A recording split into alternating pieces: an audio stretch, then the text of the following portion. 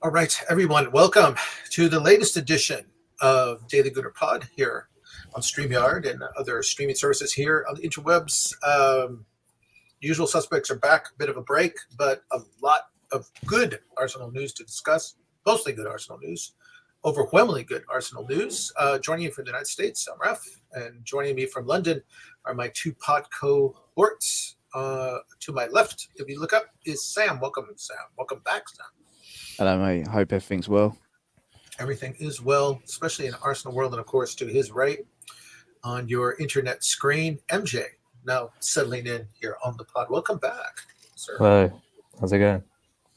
It's going well. A lot to discuss. Three matches, two good, probably the two important ones in the Prem. 3 points apiece. We'll talk about them. Let's start with them. Let's go back a bit in time to a very workmanlike, I think surprisingly solid 1-0 victory over Chelsea at Stamford Bridge. MJ, we'll start with you. For a 1-0 scoreline, I've rarely felt so confident about a result. I mean, Arsenal just kind of put the clamps on Chelsea, rarely let them out of their half, won most of the 50-50s, and just looked at total control. Yeah, the confidence is really there. And I think it's been in a lot of the games that we've played so far this season, even in the United game, even though we lost that game. I think previous seasons, maybe there's some nerves there, especially a stadium like Old Trafford. There's some nerves coming in. But yeah, confidence all around. You can see it's flowing through the veins in all the players. And you never really sensed Chelsea were going to get into it. I think they only recorded one shot towards Ramsdale, and it wasn't really a shot. It was probably like a sort of a cross pass. I think that's what they recorded as a shot. I can't quite remember what else they might have had, but fairly comfortable. Really, really comfortable. I was surprised that Graham Potter hadn't put someone on Thomas Partey throughout the whole match. If we were kind of built up from the back, they just let Partey and Zinchenko just get the ball from Ramsdale, and that kept happening over and over again. So it was quite a bit of an oversight from their side of things, but overall, really, really good performance. It stepped up in the second half, and we carry on the whole the side of set pieces winning us games. If we're not going to score a goal from open play clearly, then the set pieces come in as the other side of it, and we made it count. I think if Gabriel hadn't gotten the end of it, it was just going to go in anyway. But a really good performance. Having to go through my notes since it was a couple of weeks ago, but there's some. I thought Gabriel and Saliba they really stepped it up, and I think we'll touch on Gabriel and international and things later on. But I thought Gabriel had a really solid game. I think he's taken on any errors in judgment and dropping out of internationals. I guess he found out about the World Cup squad a lot later, but he's really stepped up since, I guess, the Spurs Liverpool games where maybe his judgment was sort of in question. But lots of good performances, loads of good positives, and it's like a second home for us, isn't it, Stamford Bridge?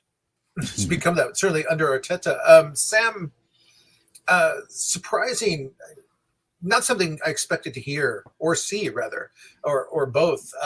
Going to Stamford Bridge, and we know Arteta, as MJ said, has had a lot of success there. It doesn't matter what kind of squad, whether he's coming in on a losing streak, he seems to get his club very well prepared for that match. But hearing Potter's comments afterwards, he was resigned to the fact that, they passed us. I mean, he just sounded like they were the better team and they're farther ahead of us. And now part of that is obviously he came on early in the season. He wasn't there for a training camp or opening weekend, but it wasn't just that. I mean, it almost made it sound like their project is farther ahead of us, and we're now gonna have to play catch up with them. Music to my ears, I think, to all Arsenal fans, but really not something I expected to hear from a manager of a club that big. No, and you think, considering how dominant Chelsea have been in terms of trophies over the years, and if this was under Mr. Abramovich in his era, that'd be a manager gone, to be perfectly honest, because you think for a London rival, a top four rival, potentially a title rival, to turn around and say, "Do you know what? This Arsenal Football Club have now surpassed us, that'd be unheard of. I'm quite surprised there wasn't a lot more uproar from their fans in that regard. But given Graham Potter and how he is as a character, he's very honest. He's a realist, and he's realistic about how his team is and how we were, and he was very complimentary to us, which is nice to hear. Because as MJ said, we literally didn't give him a sniff and passed him off the pitch on some occasions. So for him to come out and say, "Yep, got this one wrong," they're a better club than us at the moment, speaks volumes for the work that Mikel Arteta's done, and then to take into consideration as well, Graham Potter's saying that Chelsea need to take on Arsenal's model. Yes. Who would have been saying that a couple of years ago? Nobody. So, you know, it's all credit to Arteta, Edu, Vinay, and the hierarchy for what they've done. Yes, we've had to have some painful moments in that, but ultimately it's short-term pain, long-term gain. So it's working out for us. So happy with that. And yeah. MJ, let's stay with that. This idea that, and it came out that Chelsea is looking to adopt the Arsenal player profile, going for players who on the up who are under the age, I believe it's 23. It's kind of everything Arsenal's doing. Arsenal seems to be skewing even younger, although they take, players like Odegaard who are in that range. But it's nice to be copied. There's the validation, and I'll just throw my 2 cents in. I think Potter's comments and the lack of furor from the Chelsea world, it may simply been that they know that what he said was true. And 14 matches in, you can't argue with what Arsenal has done. But also, I'd like to add on top of this that what Potter was saying is very much at odds with what their new owner, Todd Bowley, was saying at the beginning of the season, where he was running around trying to buy up every big name in the world. And it seems Potter has come in and just kind of sat him down and said, this is a big project for us. We need to look at them and calm down a little bit. Again, that's stunning to me. Yeah, and they're not the only one. I think Gerrard himself came out ages ago, I think a few weeks back, when he was under pressure. And I think it would have been just before, I think it was his pre-match before our game or just after ours. And he had similar quotes as to how we gave Mikel time, look how we're doing. We may be becoming a bit of a blueprint if things are going well, if things do lead to some sort of success in a few years. I guess we haven't quite got to at the end of our thing. We're probably just at the start of whatever the plan. Like Eddie was saying the other day, that where 2022, 2023 would have been the year of where the plan comes to fruition. So maybe we do become a bit of a trendsetter for some of these teams and clubs. It's really refreshing, isn't it? Really, really refreshing, I guess. Very refreshing. The trend of misfiring, the firing of managers and sacking managers, maybe that's going to come to the end of its cycle, and then maybe longevity comes back into it a little bit. Who knows? Sam, before we leave on this, I mean, before the Chelsea match, one of the concerns we had is that with the attack, even though Gabriel, Jesus and Martinelli and Saka are doing well, there's always some concern. They're young. They play a lot of minutes. Some comments that maybe Jesus has kind of plateaued a little bit. They were having trouble scoring goals. They were in a run of a lot of 1-0 results, positive results. But here's another place where they struggled to score, and they got it from a corner, and it was a central defender who scored the goal. But yet, tell me how you felt. I didn't feel fussed about that. I wasn't worried about that, again, because maybe, and this is very strange, it's a strange new feeling, I just sat there in the entire second half and said, well, Arsenal's going to find a way. I don't know exactly when or how, but it's coming. Yeah, it's an expectation now. Yeah, it's exactly that, Raf. It's the fact that you knew that a goal was coming. What makes it even sweeter that when Bukayo whipped that corner in just beforehand, you got Chelsea fans chucking stuff at him. He's moved it out of the way, brushed it off, whipped the ball in. Probably was going in anyway, and before Gabriel done the magical couple of inch Roof shot. smash, Yeah. smash into the top of the roof. But um, yeah, I think with Arsenal now, if they struggle, and we'll come on to this when we discuss Wolves as well. With our first, with our first 11 or 12, 13, however you want to look at it, that there's goals in this team. Jesus has been unlucky in games, hitting the bar, hitting the post, some of the efforts just not having that little bit of luck. And you can tell with him that's weighing on him a little bit. But realistically, from a fan's point of view, looking at it, he's doing everything that we wanted Lacazette to do in previous seasons. He's interchanging, he's creating chances, he's getting people involved, he's defend. One thing that really needs to be discussed is his off the ball defensive work, because teams try and build out from the back and he's there, and he's not just pressing on his own, he's encouraging others to come up with him. He's doing it very smartly as well, because most people will just run straight toward the defender. So the defender can either go left or right. But with Jesus, he's say for a situation, somebody's on the byline, you've got goalkeeper, defensive midfielder, and left winger. He's 9 times out of 10 shutting off the goalkeeper, because the goalkeeper's the one that's most likely to go long. He's then encouraging our wingers to come up and push onto their fullback. And then our midfield to push on to the defensive midfielder. So realistically, that defender that's near the byline, you've got no option going into the keeper. Your defender and midfielder are going to be instantly under pressure. So it's like, go on then, try and chip it into midfield. And then by that time, we've pushed right up onto that team to suffocate them, so they can't get out. And we implemented that quite well against Chelsea, I felt. So in terms of Jesus, I'm not entirely worried about his lack of goals, because he's still creating chances for us. But his work rate and his pressing is a lot more valuable than his goal tally at the moment, which actually isn't too bad considering where we are in the realms of it. I'm going to stay with that, Sam, and I'll stay with you briefly. Now, MJ, you're going to have to unfortunately pivot us to break, but we're not actually going to have another Chelsea point to give to you, but I'm going to stay with Sam here talking about Jesus. We didn't talk about it much, but in the previous match, the shellacking, the 5-0 shellacking Arsenal had, where Jesus just couldn't find a goal, but yet he's so good as a target man. We don't think of this squatty.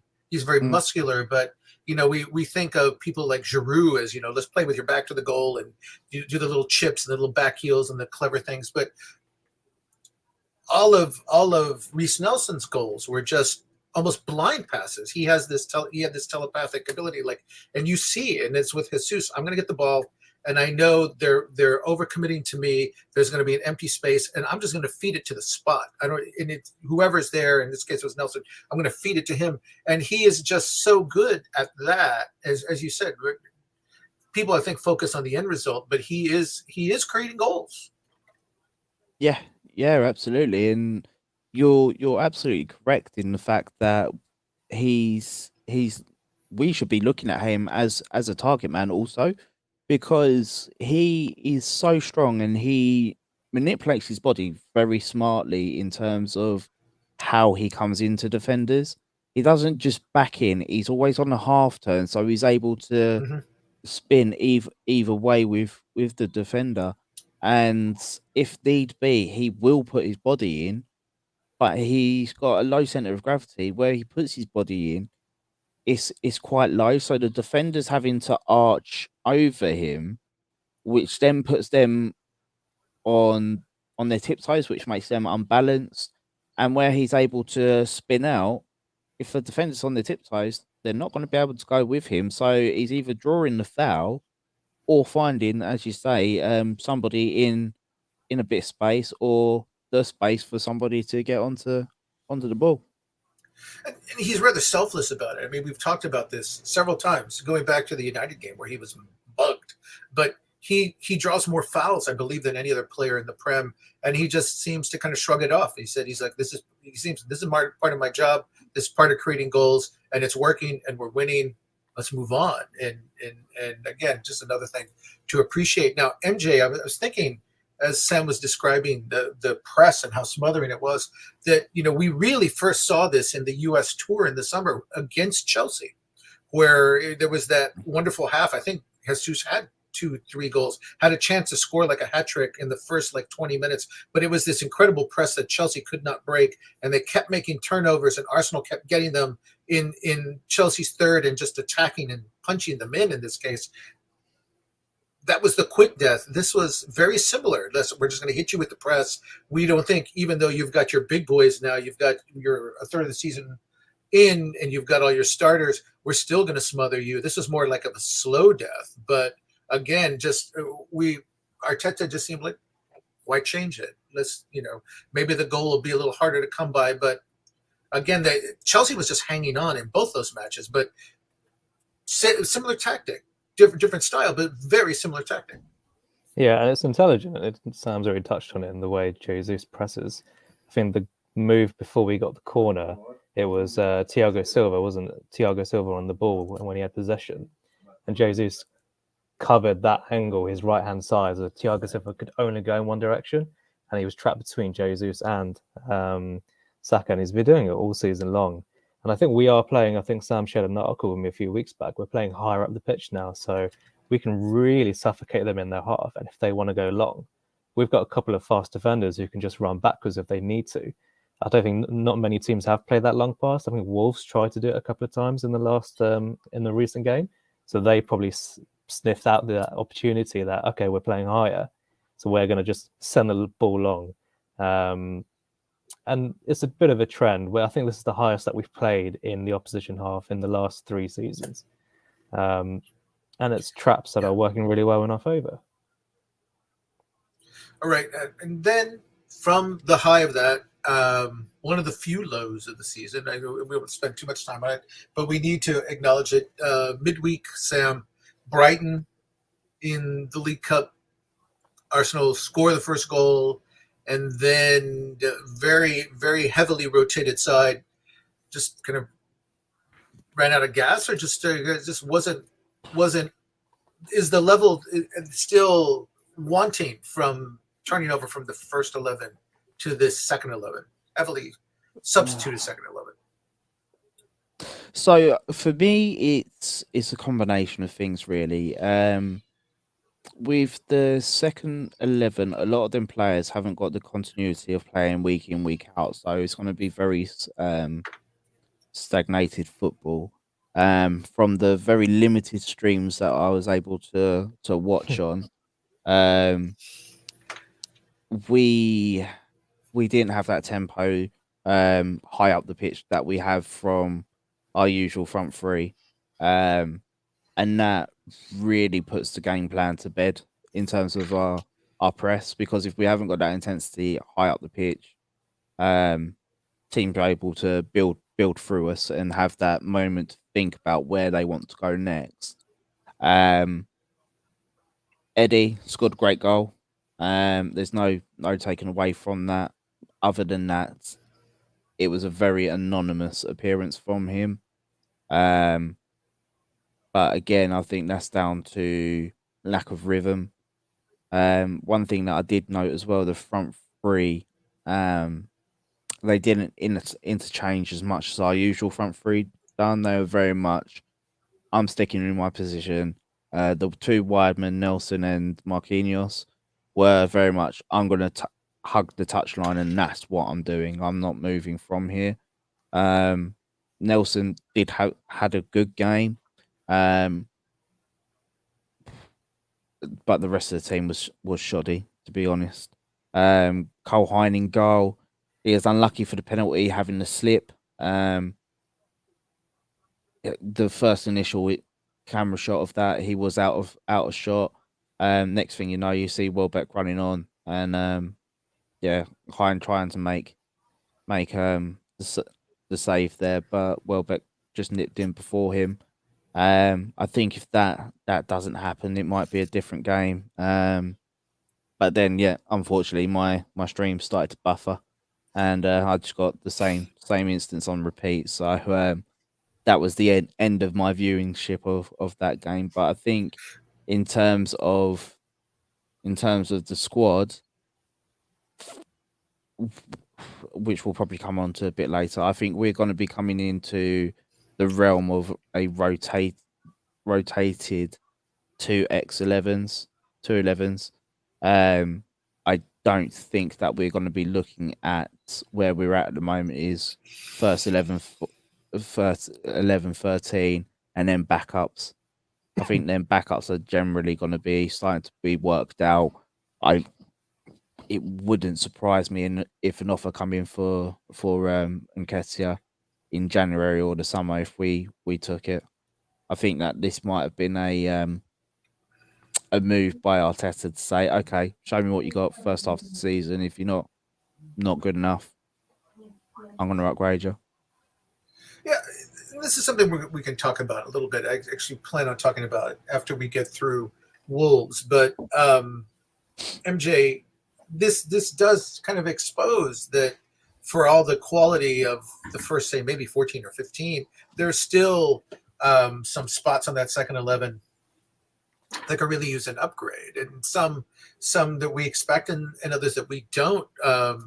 Sam pointed his finger at striker. Again, Nketiah was signed to the extension. I think a lot of people thought he might leave in the summer. He stayed on. He's not getting a lot of playing time, and probably a performance like this doesn't really speak for more of it. But we'll get to this in a moment. Some of the other rumors that there might be some other players who we thought might be a little bit more comfortable who just might not be at this point. Yeah, I think you could really notice the drop in quality probably in that match, but it is difficult to be in a bit of a rhythm, be in form in those sort of games when you're not playing all the time.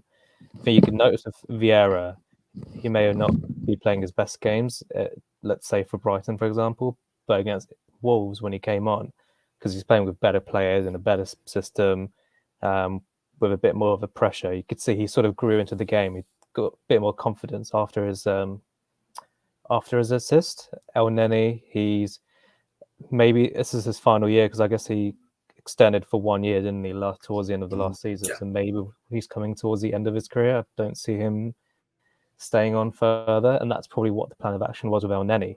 So maybe that's where the Danilos of the world and all those guys are being linked in to replace his spot. But it's going to be a situation where we're going to need 15 decent players, probably pushing at 16. I don't know what the magic number might be, but to a point where if 5 come out, 5 come in, and you're probably getting a marginal difference, not a massive drop off. And I think that's going to be the long-term goal at some point. I don't know if we'll go big again next summer. We'll probably just add on a little bit on top of the foundations already set. January will be really interesting to see what we do. The two positions, I think the one position that's been heavily linked is the wide forward. I haven't seen too much in the midfield, unless you guys have seen anything. But there's going to be a scenario where we're going to jump from 12, 13 good players to 15 players or 16 players, especially if we're going back into the Champions League next season. We're going to need to rely on more players. But also the point about the Carabao Cup, the League Cup, if we get knocked out of the FA Cup in the third round or whatever, those players that aren't playing, they're not going to get any minutes anymore. So if injuries do start piling up, these guys may not be match fit and they may not have the quality to fill in. So let's say, for example, Sambi's under a bit of pressure himself, but he's not getting the minutes to keep his rhythm going. Yeah, it's going to get to a scenario. We'll see what outgoings happen in the next year, but we're going to have to, I think there'll be some investment in the squad soon. All right, so let's move to this past weekend. Arsenal enter the weekend on Sunday with a big surprise. Or earlier in the weekend, before they take the pitch, Man City drops 3 points at home. They'd almost dropped 3 points against Fulham the weekend prior. This time, Tony comes in the waning moments and steals all 3 points for Brentford. Sam, unexpected boost, but you still have to take advantage of it. Arsenal took advantage of it, and this time, very different opponent or a very different style to what they saw against Chelsea. I mean, they smothered Chelsea, but Chelsea was not trying to sit in a low block.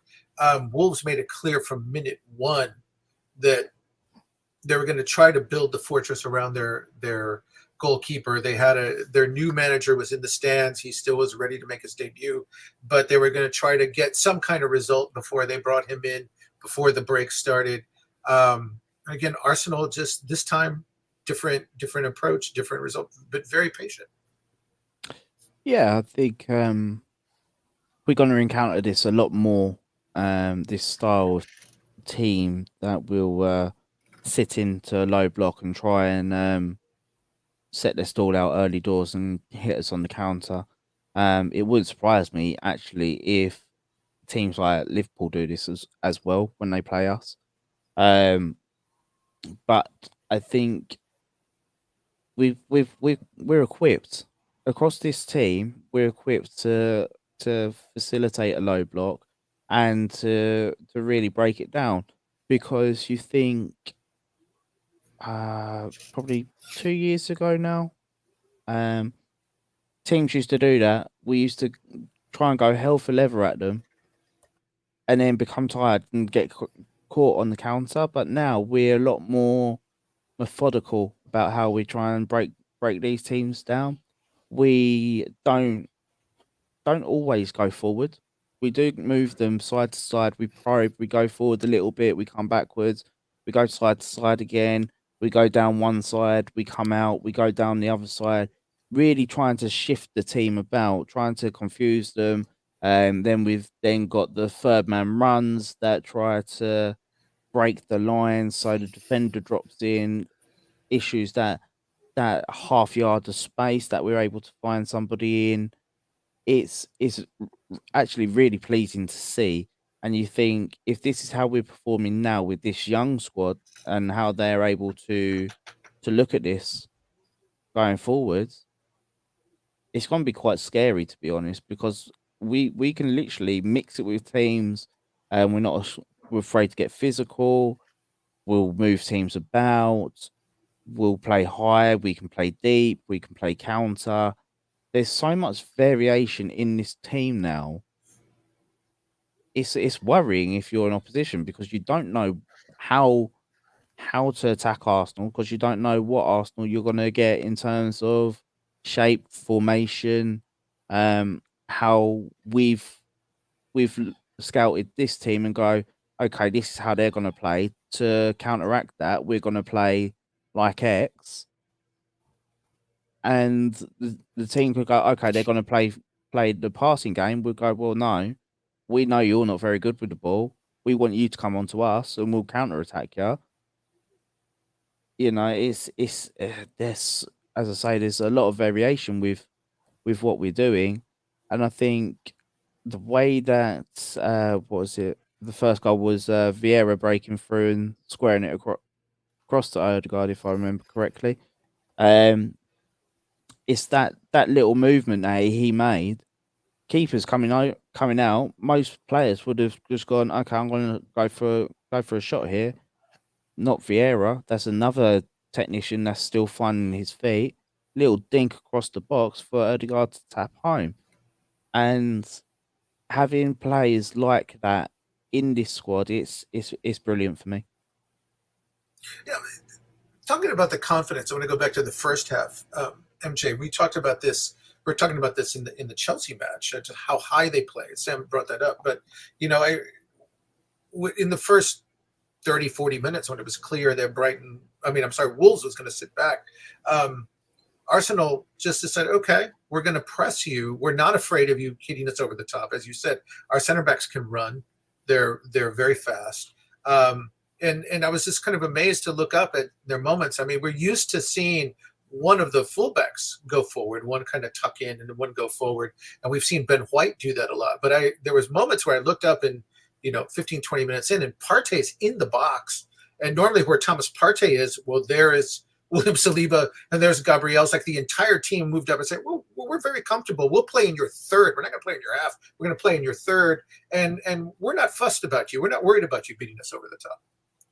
Yeah, there was an interesting tweet from a Wolves fan. I don't know if you guys caught it, but it was a Wolves fan. He was at the game and he tweeted saying he was responding to Vieira's assist to Odegaard.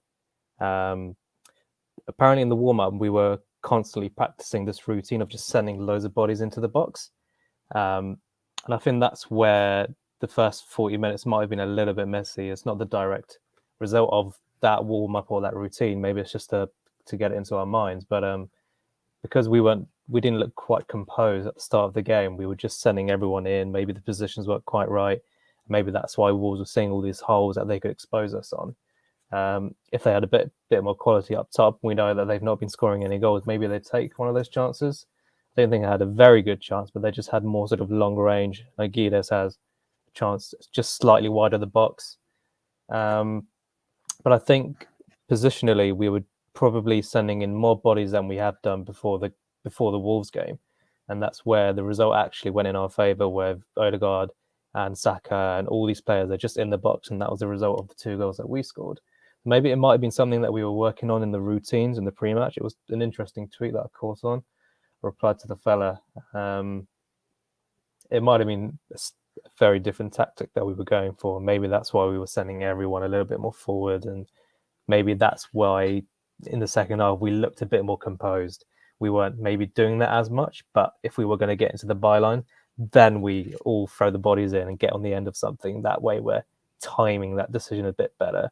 That's why maybe that's where the change in the second half came in. We were a bit more decisive, a little bit more relaxed in how we're going to do the whole throw everyone into the box at the right times. But it was an interesting perspective that Wolfson picked up on.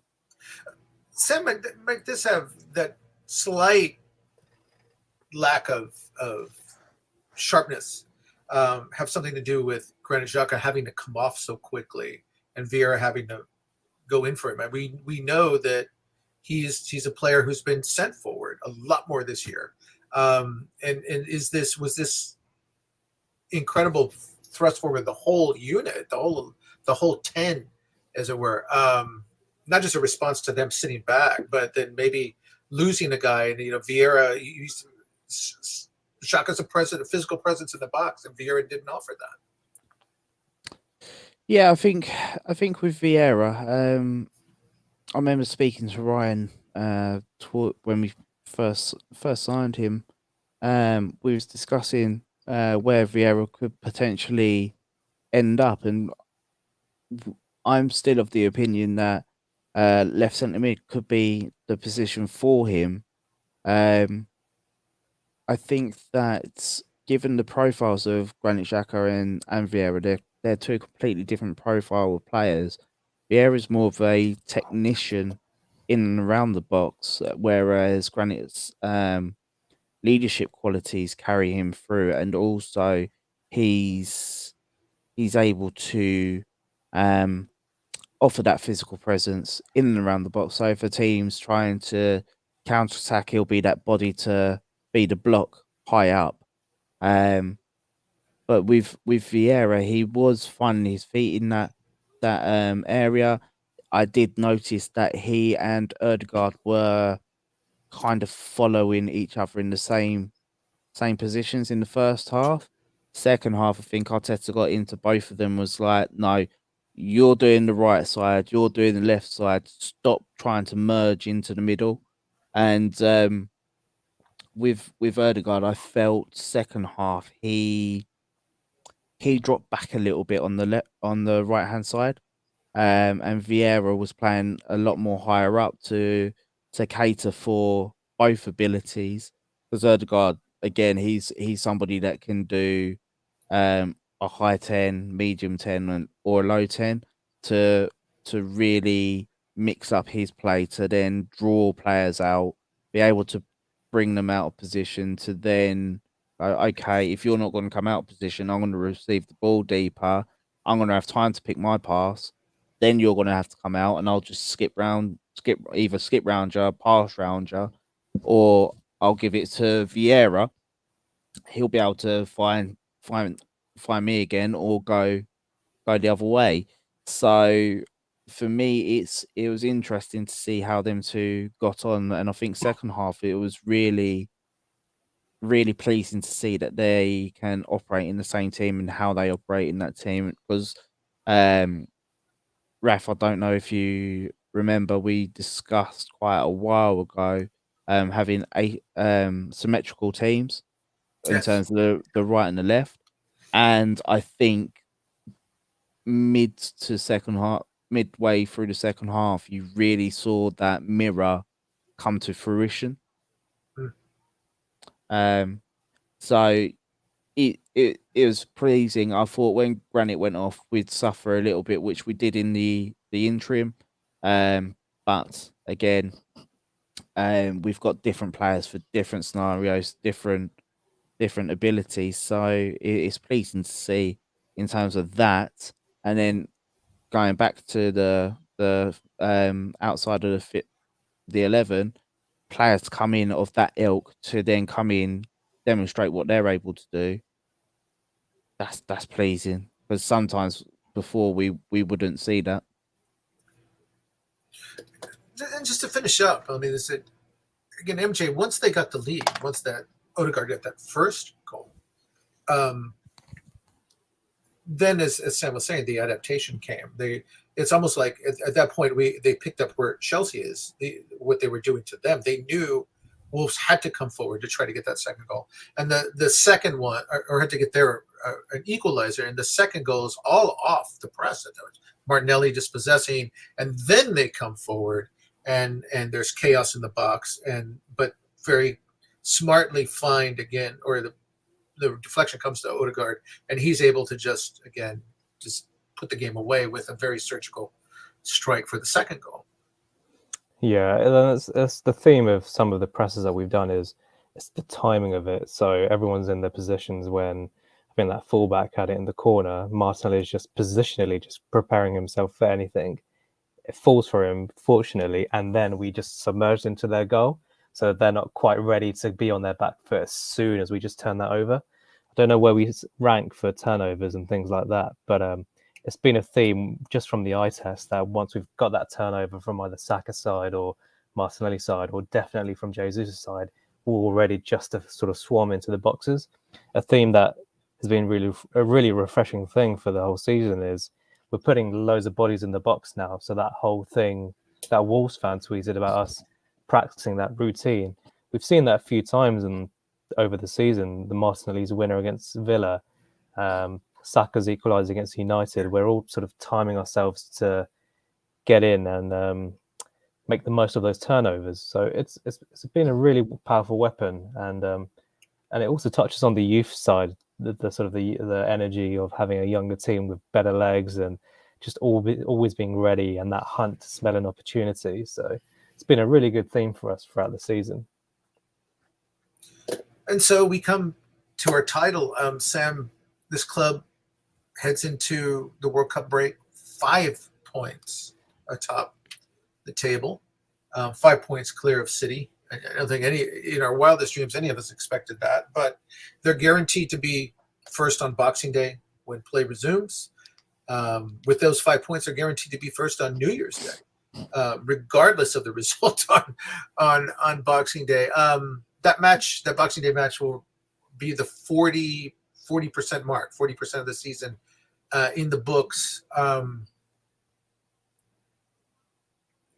What have we learned in that 40% that we haven't discussed? That's kind of fresh from this last batch of matches. Do you know what I think what we've learned is this team can fight in any situation. It's that never say die attitude. And before we would become a bit more rushed when trying to create the chances, but now we're composed. We're very decisive. Players are having that telepathy on the field that I find now. And I feel with this team and with the way I'll just touch on the fans. The fans at home have been incredible. Away, I would hazard to say even better. They're out singing crowds of 2 to 1 above them. So for me, I think that the crowds are really having an impact on this squad and the driving force behind them, and having the constant singing. I think that's been the 12th man on the pitch, and I think that really carries over. Um, I have to say as well, which I'm quite surprised, and touching wood, it continues into the second half of the season. We're actually getting quite a rubber to green at the moment. But you think, um, if I take David Luiz's red card at Wolves, that Saliba challenge, oof, I thought he was potentially walking in the first half there, where he stumbled into Guedes, but um, surprisingly, Mike Dean ruled that as not a foul. And it was Mike Dean. Yeah, yeah. So I think we're getting a bit of rubber to green there, which is pleasing. But I think winning teams make their own luck, which we've said for quite a while. So I think this could be the turn if we can continue. Also, I think the 5 games after the World Cup, on paper they look quite hard, but I think we're going to come through that unscathed. um, MJ, I'm going to let you answer the same question. I mean, what have you learned? I'm going to talk. We talked about the maturity earlier in this podcast. I mean, look, to me, what really stands out, kind of building on that, is that Arteta, to me, in these 14 matches, has taken the bad Arsenal that we become accustomed to, going back to the late Wenger days, and just wrung it out of them. I mean, the late goals that they used to concede to give results away. 3 points becomes 1 point becomes none, because they just couldn't play 90 plus 3, 90 plus 4. They could play 88, 85, and then something, we would cringe like, oh, can they make it through this? That's gone. Sam said part of it might be getting respect, but the red cards are gone. That's even this goes back 12 months where this team couldn't get out of its way, couldn't stop making the foolish. In many cases, we can argue about the referee, but in many cases, it was just foolish play by Arsenal players. Gabriel diving in, or Xhaka, taking some of its reputation, but some of it's not. And then the maddening habit of scoring and then immediately conceding a goal. All of those bad habits, that bad Arsenal has been exercised, just sent away. And while part of that is down to maturity, I want to touch on what Sam said. Is this club now, because of these things, now getting respect from officials that it wasn't getting before? And that's why Saliba isn't getting red carded. And that's why results, they seem to be getting the benefit of the doubt. I don't know. I'm not sure if that's quite explainable. I'm just asking. I don't know. Yeah. I mean, I'm wondering.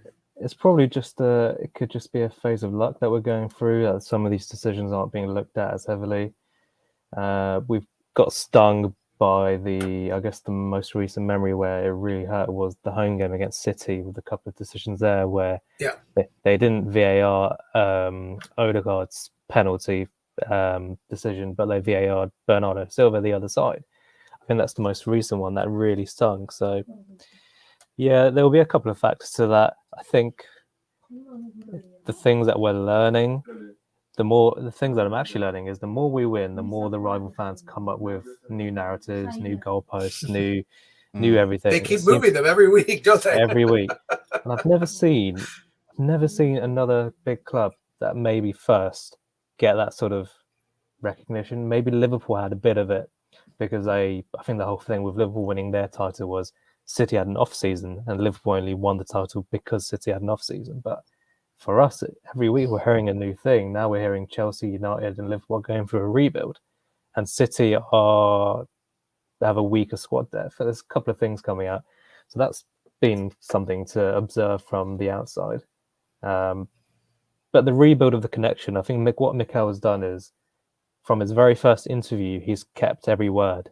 I know we haven't quite reached the end of the journey or that project quite yet, but those milestones are being met, those targets are being met. So the rebuild with the connect with the fans, the results are now slowly coming in. Now we're seeing the good, entertaining football. Even his own quote from years and years ago when he was still a manager, he said he wants his ideal team is to have a team that's full throttle, full energy, attacking football, and that's what we're getting as fans now with this side. There's a lot of things that we're enjoying and learning at the same time. The rub of the green with the refs. Let's see how that changes in the second half of the season. But I'm sure there'll be a game where that hurts us, but hopefully not. All right, so gentlemen, Boxing Day, play resumes. That will be the third anniversary of Mikel Arteta's first match as Arsenal manager. It was Boxing Day 2019 where he took over this club. Let's talk about the window's coming. The window's open, in effect. Arsenal has free run now. They can officially sign, but they can pursue players. We're hearing some big names. I guess the biggest one is the Ukrainian, the Shakhtar Donetsk winger Mudryk. Sam, you've had a chance, I know, going back a ways to look him over. How does he fit the profile? What can he offer? Is he a priority for this? The price of being quoted is second only to Nico Pepe. Is Arsenal has built this club under Arteta surprisingly on 20, 30, and 40 million pound buys. They haven't really gone for the big splash, which is quite impressive. We can talk about that, but this would be a big splash. It would. I think any winger, well, top quality winger that we'd be looking to bring in would be in and around this region. With Modric at the start when he was just exploding, or we're getting linked to him, I wasn't too sure because every highlight reel that we watched was him on the counter, him tucking in, him using his speed and things like that. But I think the more I see him, the more videos I watch of him, more games I watch of him, he's able to work in them tight situations. I think his movement is brilliant. I think that his pace is ridiculously scary. But you think if he's coming in to rotate with Saka and Martinelli, dependent on the side, if I'm a defender, I'm getting battered by Martinelli, I'm getting battered by Saka, and then on say 60, 65, 70 minutes, one of them's coming off, and then you're bringing Mudryk on, who's got pace for days. You're looking at that going, oh, what am I even doing here? Just sub me off. Like, see you later. I'm done. But I think with him, it'll be in the mold of Martinelli. I know in the group chat people have been saying it'll take probably a couple of years. I don't think that it will. I think that it will be a 6 month thing.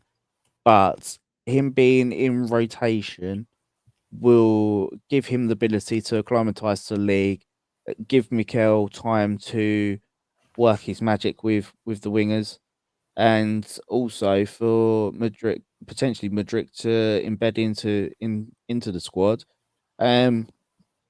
So I think he is a priority because obviously we need the cover for Saka. It's been unfortunate that Smith Rowe's been injured to give the cover for Martinelli, but if we were able to get Smith Rowe back and then Mudryk in, that really beefs up your wide options, and that again is something that gives us different options for different games. So it'll be interesting, and him as a profile, he's quite a tall boy as well, to be honest. And having that intensity and that strength, I know this is going to sound like a really, really big stretch, but it reminds me of Cristiano Ronaldo when he was at Sporting Lisbon. He's in that similar mold. MJ, let's talk about again this another aspect. 3 years in with Mikel Arteta. We'll talk about the youth of the club because obviously it's talking about statistics. They have been and they remain the youngest club in the Prem. But a big part of that is that what we've learned about 3 years with Mikel is that there's a lot of Arsene Wenger, the mentor in this man, and that the value of this club is not from big buys. It's from the ability to give him carefully selected players who cost 20, 30, Vieira's 30, Odegaard was 30, Martinelli was 8, Saka was homegrown. Give him these players and he just develops the value of the individual and the squad. And even a guy like Xhaka, who's been remade, we were ready to give him fans were ready to give away at a discount to Roma. And now what's he worth? This manager creates his own value. Yeah, and it's a really good strategy that the club have gone through. They got to the point where when we were having that really bad run, losing, I think it was like a 10-game stretch to during the winter just before COVID. I think it was his first season or second season, I can't quite remember. And he just tore that team apart completely. And they started the project with getting these younger players in, your Ben Whites, your Sambis. I know Sambi probably needs a bit more time, but the foundations were set. I think they knew that. Edu's been talking about this 5-year plan. Year 1, year 2, year 3, we're going to be getting these profile of players in. And it talks back to Gary Neville's first post-match sort of segment after the Brentford game, where he wasn't quite sure what the strategy was with these players. But I think we all knew what the strategy was. On paper, you could see player under 25, British or European or whatever, with particular assets, whether it's versatility. So you've got your Tomiyasu and Ben Whites, they've got versatility, and then you've got everyone else. I think what this now allows us to do is, with the foundations being set and the graphic that you shared in the group chat, I think Man City are average age is 26. I think we're just under 24-ish. They're 3 years older on average than Arsenal. I think Arsenal's like 23.4 and City's like 26.4, something like that. Yeah. So by the time we get to 25, 26, Mikel Edu will have built a squad that is performing at a really, really good level. So that age will probably, that will naturally grow with the Sakas and Martinellis getting 1 year older. But then maybe we start investing in players that are maybe 26, 27 that are already in their peak. It'll be interesting to see what sort of budget and financing we have towards those types of players. The fee that Mudryk is rumoured, it sort of relates to what we try to do for Rafinha. So maybe we do have a bit of a budget for the wide players, because I think Saka and Martinelli, I don't think they can go on the rest of the season just them two performing. Obviously, I mean, Emil Smith-Rowe will come back in, so maybe that wide forward will be targeted, and maybe it is Mudryk. It's very strange the way the interviews that he's giving and the name dropping of Arsenal. It's a really strange narrative that's coming from his camp and from his side. It's almost like he wants to join us. I don't know. We had agent Mrs. Zinchenko out there, didn't we? So let's see how this one progresses over the January window. All right, and let's go back to that statistic, that chart that was around social media. Sam, we know coming in, Arsenal's a young squad. They were the youngest coming in. They are the youngest in the Prem. But what was interesting to me about that chart that listed the average age of every Prem squad is that if we look at the other, say, 6 big money rivals, the 2 Manchester clubs, Liverpool, Newcastle now, who we have to include, they're in the top 4. They've got a lot of money behind them. And then Chelsea and Spurs. And that the only club among those 6 that's also in the top half, in the top 10 in age is City, and they're the 9th oldest or the 9th youngest. So not only does we talk about Arsenal's window, but when you don't play in a vacuum, you look at the rivals, you're like, well, City will always have money. We can assume that their position will be stable regardless of the age, because they can always go buy somebody else and it's not going to matter to them. But for these other clubs, they're going to have to retool. We already talked about Chelsea earlier. It looks like they might even be starting that project now.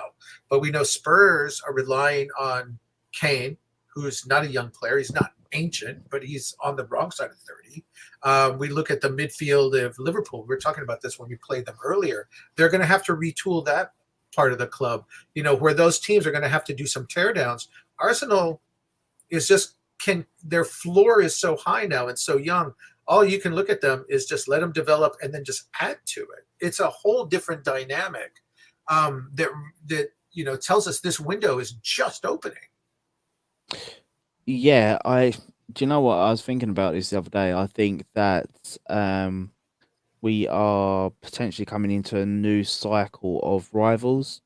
When I say that, obviously Spurs, they're gonna have to, as you say, they're gonna have to revamp their team pretty soon because they're all coming into their 30s more or less. I don't think they'll have the budget to completely revamp and bring in younger players. And obviously, if they're gonna keep Conte longer term, he's gonna want big money on older players, which again is a vicious cycle for them. Liverpool, I think they're gonna have a drop off. Chelsea, I think that as they say, they are having a rebuild, but I don't think it'll be to the extent of what they're expecting. Um, City will gonna be City. They'll be able to churn out that age drastically. I think the only reason they're ninth because they got rid of Fernandinho.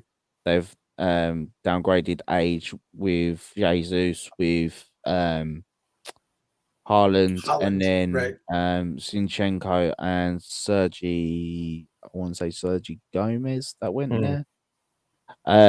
He's younger than Zinchenko as well, so that's how they've brought their average age down.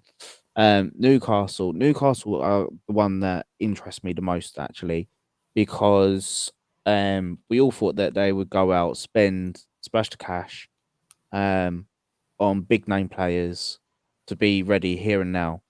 But what Eddie Howe seems to have done, they've gone out and got the likes of Sven Botman. They already went out and got Ramirez.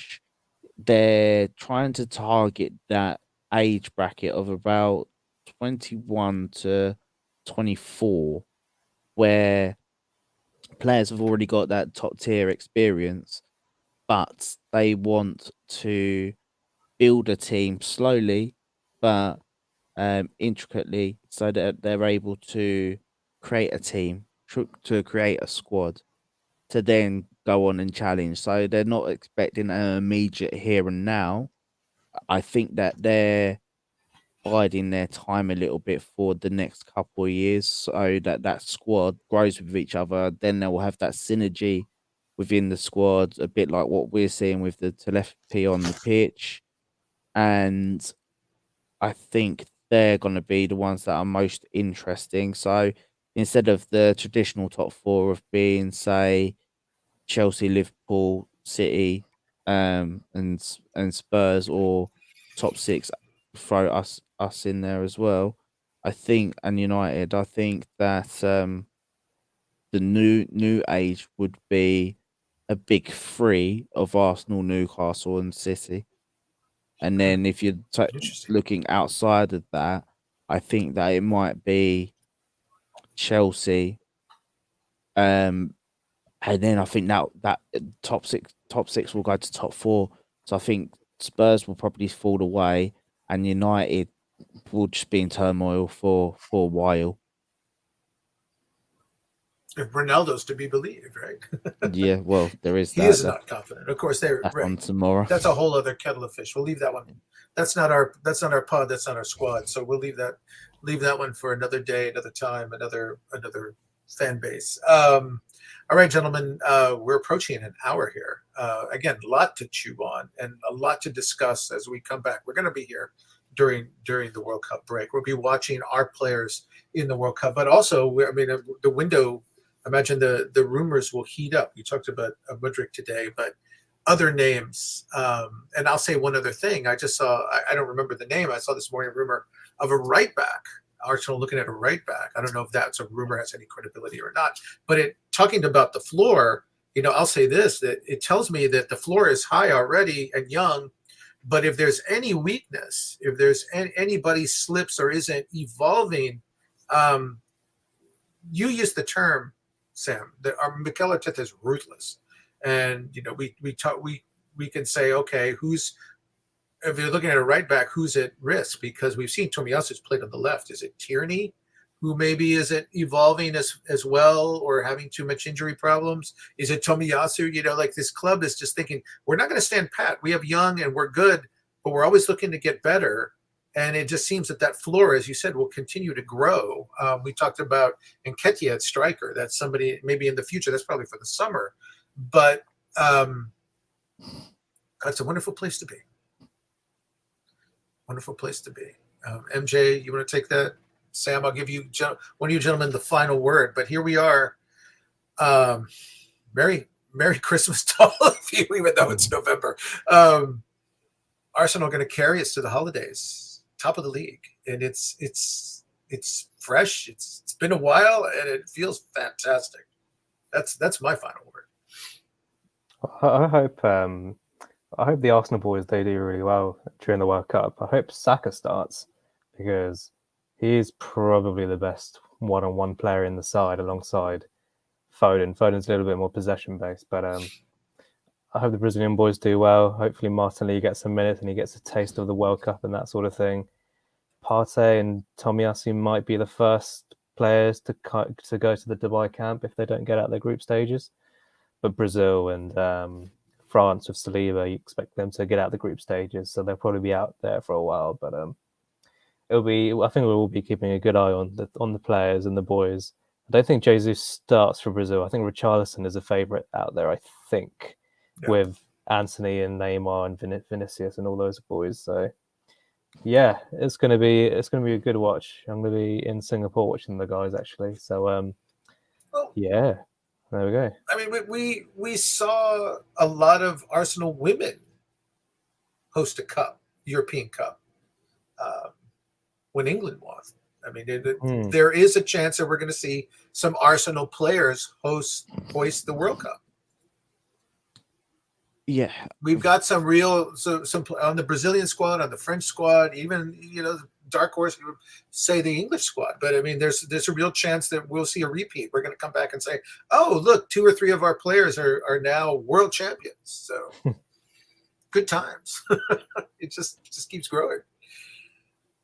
Yeah, no, absolutely. And I think it'll be interesting. Well, to be honest, what I think would be the main caveat from the World Cup is the young boys being able to have that experience of a big World Cup, big tournament experience, and be able to learn and transition that into club form. But what I find more interesting in this Arsenal having this Super Cup type thing over in Dubai, so that we're able to, whoever comes out doesn't have the long haul flight back to the UK. I think it's about an hour from Dubai to Qatar.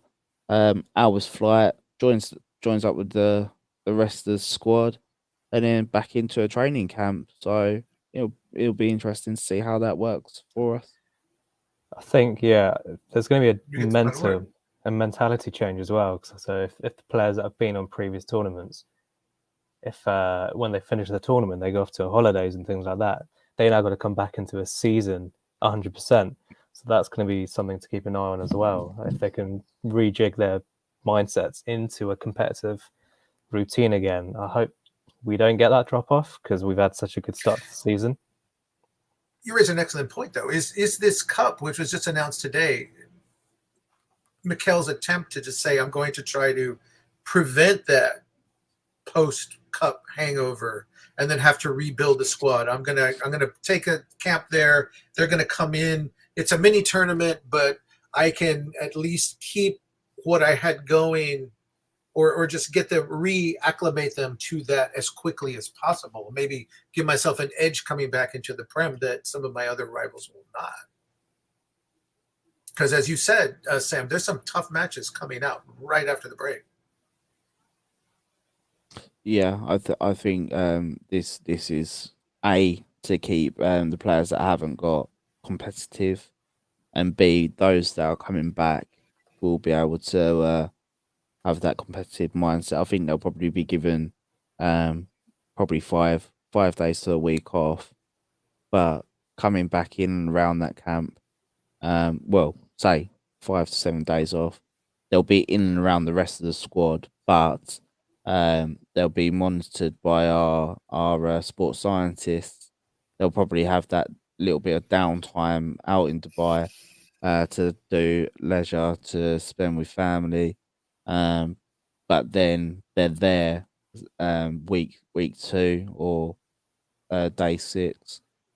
They're back into competitive mode. So yeah, I think it's a smart move for the club, all in all. Okay, and on that, we will wrap up this again very exciting pod as we wrap up the first phase of the Premier League season. We want to thank all of you who watch us, tune in, go to our website, dailygooner.com, thedailygooner.com. Obviously, you see our Twitter addresses here. We're also on Twitter. Follow us there. For MJ, for Sam in London, I am Raphael in the United States. We want to bid you all a good night and happy time, top of the league. Good night.